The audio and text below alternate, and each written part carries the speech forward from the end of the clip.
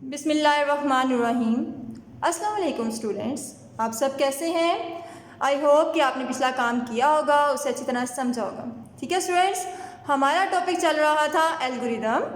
हमारे पास example number 1 थी जो हम ऑलरेडी कर चुके हैं। आज एग्जाम्पल नंबर 2, ठीक है, इसकी स्टेटमेंट है हमारे पास to find acceleration of a moving object with a given mass and the applied force. ठीक है, आपने एक मूविंग ऑब्जेक्ट पे फोर्स लग रही है, उसका आपने एक्सेलरेशन फाइंड करना है। ठीक है, आपको पता है कि एल्गोरिदम क्या होता है, यानी कोई भी प्रोसीजर या प्रॉब्लम जो आपको सॉल्व करने को आती है, आप क्या करते हैं, उसको स्टेप बाय स्टेप सॉल्व करते हैं। ठीक है, आप स्टेप में लिखते हैं हमेशा। स्टूडेंट्स, आपको जैसे कि पहले पता है कि हम स्टेप 1 में क्या लिखते हैं, स्टार्ट, और जो भी हमारा लास्ट स्टेप होता है उसमें हम क्या लिखते हैं, एंड। ठीक है, अब आपके पास स्टेप 2 में क्या आएगा, देखिए आपको पास फाइंड करने को क्या था, acceleration equal F divided by मास। अब देखिए यहाँ पे चलते हैं तो देखिए आपके पास मोस्टली, अगर सिंपल कहूँ, जो राइट साइड में चीज़ें होती हैं वो आपकी एज अ इनपुट होती हैं। आपने इनपुट में क्या लिया, नंबर, आपके पास क्या होना चाहिए, मास और फोर्स, तभी तो आपकी एक्सेलरेशन फाइंड होगी।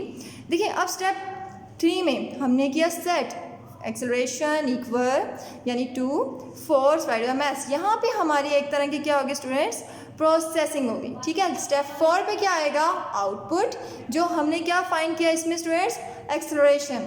लास्ट में आपके पास क्या आ गया, एंड। इसी तरह ये एल्गोरिदम आपका क्या हो गया, स्टेप बाय स्टेप सॉल्व हो गया। आपकी स्टार्टिंग भी हो गया, एंडिंग भी हो गया, इनपुट भी दे दिया आपने इसमें। यहाँ पर स्टेप 3 में प्रोसेसिंग भी कर लिया, और स्टेप 4 में हमारे पास इसकी रिक्वायर्ड आउटपुट भी आ गई। जी स्टूडेंट, आपके पास example number 3, to find the volume of a cube. ठीक है, एक वॉल्यूम है, उसका आपके क्या फाइंड करना है, क्यूब फाइंड करना है। ठीक है, आपको पता है क्यूब का मतलब होता है, यानी कि आपने 3 टाइम मल्टीप्लाई करना है। वॉल्यूम का फार्मूला होता है नॉर्मली इक्वल एस का क्यूब। ठीक है, आपने क्या किया, साइड बाय साइड लिखा। आपने अब देखें एल्गोरिदम की तरफ आते हैं। स्टेप 1 स्टार्ट किया, स्टेप 2 इनपुट, क्या नंबर आपने प्रिंट करा यानी इनपुट देना है। देखिए क्या चीज़ है आपके पास स्टूडेंट, देखें अब ये तीनों चीज़ें एक हैं, साइड साइड साइड। ठीक है, इसको हम ओनली 1 टाइम ही राइट करेंगे, इसको हम बार बार नहीं राइट करेंगे, आप 1 टाइम राइट करेंगे। उसके बाद ठीक है, 1 बाय 1 नहीं राइट करेंगे। यहाँ पे देखिए मैंने साइड को ओनली 1 टाइम लिखा है क्योंकि ये सेम था। ठीक है, आपने स्टेप 3 में क्या लिखा, सेट किया वॉल्यूम, जैसे कि प्रोसेसिंग होती है वो हम किस में करते हैं, सेट पे। ठीक है, आपने क्या लिखा, side multiply by side multiply by side. ठीक है, आपके पास स्टेप 4 देखें, आपने फाइंड क्या किया था, आपके पास आउटपुट क्या है। देखिए यहाँ पे हमें पता चल गया हमने फाइंड क्या किया, वॉल्यूम। आउटपुट तो वही होती है जो हमें फाइंड करने को दी जाए। यहाँ पे आउटपुट क्या हो गई आपकी, वॉल्यूम। ठीक है, लास्ट स्टेप आपके पास क्या आएगा, 5 हो जाएगा, एंड। ठीक है स्टूडेंट्स, ये आपका एल्गोरिदम समझ आ गया, ये सिंपल सा था स्टूडेंट। इसी तरह आपके पास 4 एल्गोरिदम है, to find the area of a parallelogram. ठीक है, एरिया ऑफ पैरेललोग्राम का फार्मूला आपको आता है, area equal base multiply by height. ठीक है, आपने बेस मल्टीप्लाई बाय हाइट, इसको मैं थोड़ा सा समझा देती हूँ, इसको आप लोगों ने खुद ही करना है। ठीक है, ये आपका होमवर्क है, बाकी सब भी कॉपी में करेंगे, साथ इसको भी करेंगे।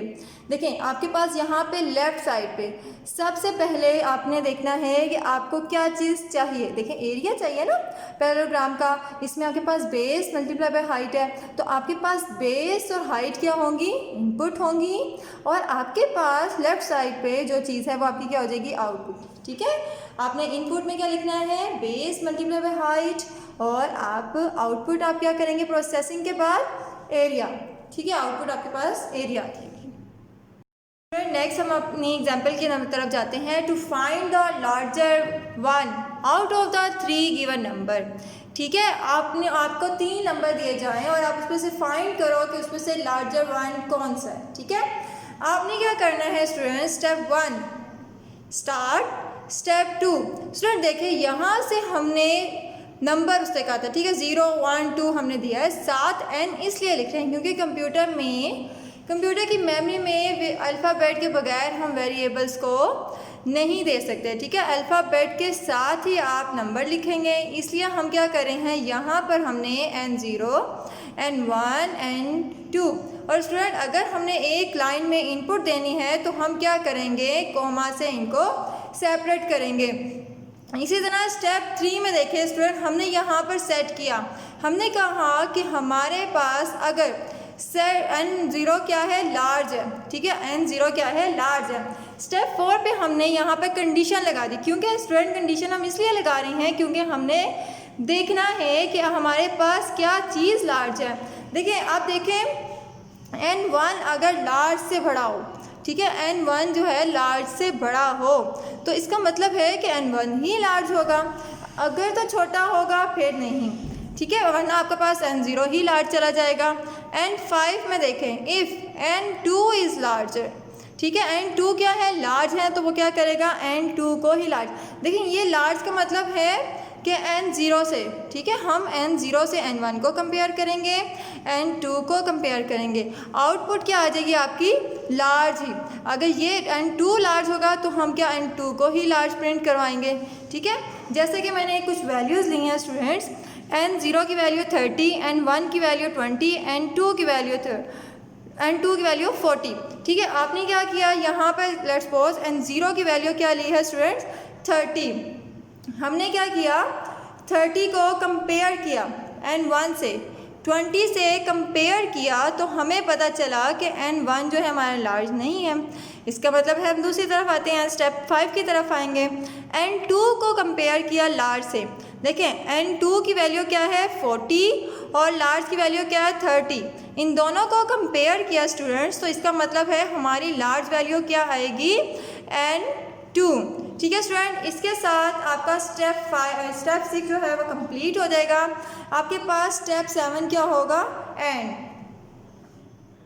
स्टूडेंट नेक्स्ट आपके पास एग्जाम्पल, ठीक है, 6 आ रही है, to assign grade to a subject based on the achieved marks, ठीक है। आपने क्या करना है, मार्क्स को क्या करना है, बताना है, ठीक है, उसकी परसेंटेज बतानी है कि एक स्टूडेंट ने परसेंटेज कितनी लिया, ठीक है। स्टेप 1 वो ही होगा। स्टेप 2 पे देखें, आपके पास किसी भी परसेंटेज निकालने के लिए क्या होना चाहिए, ठीक है, परसेंटेज निकालने के लिए होना चाहिए obtain marks divided by total marks, ठीक है। अब हमने इनपुट में क्या लिखा, इनपुट में हमने लिखा ऑब्टेन मार्क्स और टोटल मार्क्स, ठीक है। हमने एज़ यूजुअल इसे कोमा से सेपरेट किया, percentage set as a, percentage का फार्मूला लिखा, percentage to obtain marks divided by total marks multiply by 100, ठीक है। आपने क्या किया, 100 से उसे यहाँ पर हम मल्टीप्लाई करेंगे। स्टूडेंट्स आगे हमने इफ़ कंडीशंस लगा दी, परसेंटेज अगर तो ग्रेटर देन 80 है, यानी 81, 82, देन वो क्या करेगा, सीधा ग्रेड ए दे देगा, ठीक है स्टूडेंट्स। इसी तरह एल्स का मतलब होता है अगर ये नहीं तो हम नेक्स्ट कंडीशंस देखेंगे, ठीक है। अगर ग्रेटर देन क्या हो जाएगा, उसके मार्क्स 70, तो 70 से ऊपर होंगे, 72, 71 से जो भी ऊपर होंगे तो उसको हम क्या करेंगे स्टूडेंट, फिर हम क्या करेंगे, इसको ए ग्रेड दे देंगे, ठीक है। ग्रेटर देन, अगर ये भी उसके परसेंट मार्क्स नहीं है तो एल्स नेक्स्ट कंडीशन पे जाएंगे, परसेंटेज ग्रेटर देन 60 होगी तो हम कहेंगे कि इसका ग्रेड कितना है स्टूडेंट्स, बी, ठीक है। एल्स अगर ये भी नहीं, स्टूडेंट इसी तरह हम एल्स करते हुए एल्स लगाया, परसेंटेज 70 होगी, 50 से ग्रेटर होगी तो हम ग्रेड क्या कह देंगे, सी है।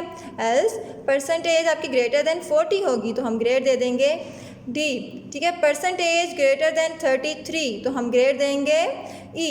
एल्स इसी तरह सेट कर देंगे हम कंडीशन। आपने यहाँ पर क्या कर दिया, ग्रेड, आपने ग्रेड टू एफ, बाकी जितने भी हैं जो भी इससे लेस मार्क्स होंगे तो हम कहेंगे कि इनके ग्रेड कितने हैं, क्या आएगा, एफ। सेट 5 ग्रेड, आउटपुट क्या आ गई आपके पास, grade. And let's suppose students यहाँ पर मैं आपको कहती हूँ कि किसी बच्चे के मार्क्स थे 50, ठीक है, 50 उसके आए हैं परसेंटेज, तो स्टूडेंट्स सबसे पहले वो इधर आके चेक होगा, नहीं ग्रेटर देन 50 तो नहीं है, ठीक है। यहाँ पर हम आते हैं 70 पे, यहाँ पर 60, यहाँ पर देखें आपके पास क्या है, 50 से ग्रेटर यानी कि 51, तो सीधा किधर चला जाएगा, यहाँ पर, ठीक है। आपके पास यहाँ पर आया तो उसके ग्रेड कितने बन गए, डी, तो आउटपुट क्या आ जाएगी यहाँ पर स्टूडेंट, उसकी डी। स्टूडेंट नेक्स्ट देखें, आपके पास to find the interest on an amount, ठीक है। आपके पास यहाँ पर फार्मूला है सेट पे, आपने ये वाली एग्जाम स्टेटमेंट्स खुद सॉल्व करनी है आपने। इसमें ये फार्मूले में जो चीज़ चाहिए वो आप एज आ इनपुट लेंगे, लास्ट में आपके पास क्या आ जाएगा, output as a result.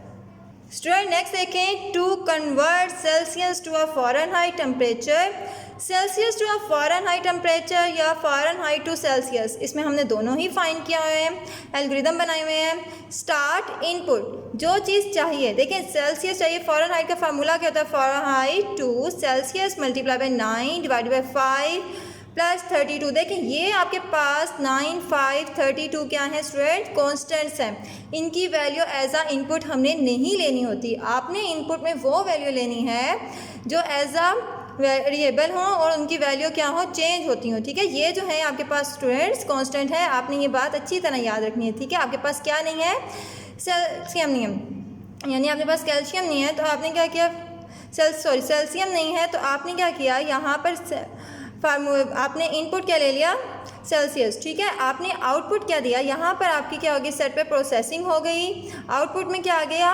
Fahrenheit. इसी तरह Celsius to a Fahrenheit temperature आपने दोबारा किया, आपने क्या किया, फ़ारेनहाइट -32। इसी तरह अब इसमें आपको क्या चाहिए था, फ़ारेनहाइट, वो हैज़ा हमने इनपुट ले ली, आउटपुट में क्या आ गया, सेल्सियस। ठीक है, एंड हो गया स्टूडेंट, इसकी भी आपने अच्छी सी प्रैक्टिस करनी है। स्टूडेंट नेक्स्ट आपके पास आती है 9 statement, find even number in integer ranging from n1 to n2 where n2 is greater than n1। ठीक है, आपका जो n2 है वो ग्रेटर होना चाहिए किससे, n1 से। मैंने सपोज किया कि आपके पास जो n1 है वो क्या है, 8 है और रेंजिंग 8 से लेकर 16 तक हो जाएगी। आपके पास n2 क्या है, 16। ठीक है, मैंने एक कंडीशन सेट कर दी। स्टूडेंट्स अब हम एल्गोरिदम की तरफ आते हैं। स्टार्ट देखें, स्टेप 1 में हमेशा हमने क्या किया, स्टार्ट, एंड 2 पे क्या किया हमने, ठीक है, यहाँ पर इनपुट में हमने क्या किया, नंबर n1 n2। ठीक है, आपको 2 नंबर्स कहा था, आपने इन दोनों को लिया। ठीक है, स्टेप 3 पे देखें, if n1 is smaller than और इक्वल टू n2। ठीक है, यहाँ पर हमने इनको क्या किया, कंपेयर किया कि आपका n1 n2 से क्या है, स्मॉलर है, तो आपने क्या बताना था, इवन नंबर बताने हैं, रेंज बतानी है। ठीक है, इवन नंबर की आपके पास रेंज आनी चाहिए। अब देखें स्टेप 4 में इनपुट। ठीक है, आपने क्या किया, इफ स्टेटमेंट लगाई, इफ स्टेटमेंट लगाने के बाद n1 का मोड लेना है और इक्वल टू 0। देखें जिस तरह मैंने इधर मोड लिया है, मोड होता है 2 8। ठीक है, आपने 4 टाइम जो होता है 2 4 टाइम क्या होता है 8 और आंसर रिमाइंडर क्या आ गया आपका 0। आपने क्या किया, n1 का मोड लिया 2 से, अगर रिमाइंडर 0 आता है तो इसका मतलब वो तो इवन नंबर है, इसका मतलब है कि आप आउटपुट क्या डिस्प्ले करवा देंगे, n1।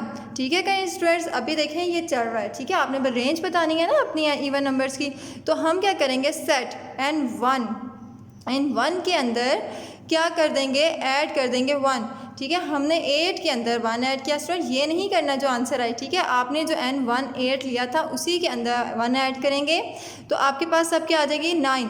अभी आपकी रेंज जो है वो 16 तक है। स्टूडेंट दोबारा ये गो टू स्टेटमेंट यहाँ पे यूज़ हो रही है। गो टू स्टेटमेंट मतलब होता है कि दोबारा रिपीट अगर हमने करना हो तो हम गो टू लिख कर उस स्टेप का नंबर लिख देते हैं। ठीक है, आपने लिखा गो टू। अब देखिए स्टेप 3 पे दोबारा आ जाते हैं। ठीक है, अभी भी रेंज से छोटा है तो अब हम दोबारा क्या करेंगे, जब 9 का मोड लेंगे, 9 का मोड रिमाइंडर हमें 0 नहीं देगा, वो प्रिंट नहीं होगा। इसी तरह स्टूडेंट्स आपका ये लूप चलती रहेगी, आपकी कंडीशन ये चलती रहेगी। आपने क्या करना है, जब तक वो 16 नहीं आ जाता तो आपका आंसर नहीं आएगा। ठीक है, आपका आंसर तभी आएगा जब तक वो 16 आपको एग्जैक्ट 16 तक पहुंच जाए। ठीक है, तब तक सारी वो आपकी वैल्यूज़ क्या होंगी, आउटपुट आती जाएंगी।